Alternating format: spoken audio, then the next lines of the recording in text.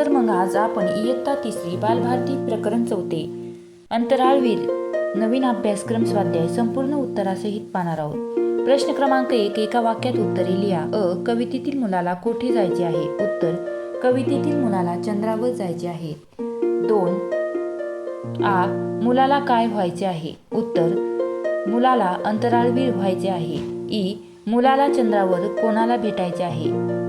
उत्तर, मुलाला चंद्रावर सशाला म्हणजे चांदोबाला भेटायचे आहे। चंद्रावर जायची युक्ती किती सोपी। या ओळीचा अर्थ काय आहे? उत्तर, या ओळीचा अर्थ की कवीच्या कल्पनेतील जगात चंद्रावर जाणे आता अजिबात कठीण राहिले नाही। पुढील प्रश्न पाहण्याअगोदर व्हिडिओला एक लाईक तसेच आपल्या चॅनलला सबस्क्राईब करायला विसरू नका। प्रश्न क्रमांक 2, चौकटी पूर्ण करा।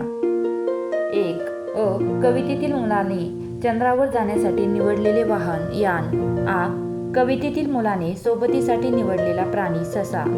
विचार करा व सांगा।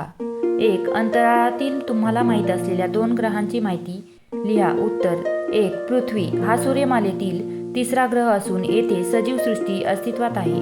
पृथ्वीला स्वतःभोवती फिरण्यास 24 तास लागतात। 2, मंगळ याला लाल ग्रह असेही म्हणतात। शास्त्रज्ञांच्या मते या ग्रहावरती पूर्वी पाणी असायचे। प्रश्न क्रमांक 2, चांदोबा तुझ्या शाळेत आला तर काय होईल ते लिहा। उत्तर, चांदोबा शाळेत आल्यावर सर्व मुले आणि शिक्षक खूप आनंदित होतील। शाळेत सगळीकडे त्याचा शीतल आणि पांढरा शुभ्र प्रकाश पडेल। आम्ही सर्वजण चांदोबाभोवती गोलाकार बसून त्याला अंतराळातील ताऱ्यांच्या आणि विमानांच्या गमतीदार गोष्टी विचारू। अशा रीतीने इथे तुम्हाला कल्पना करायला सांगितलेली आहे।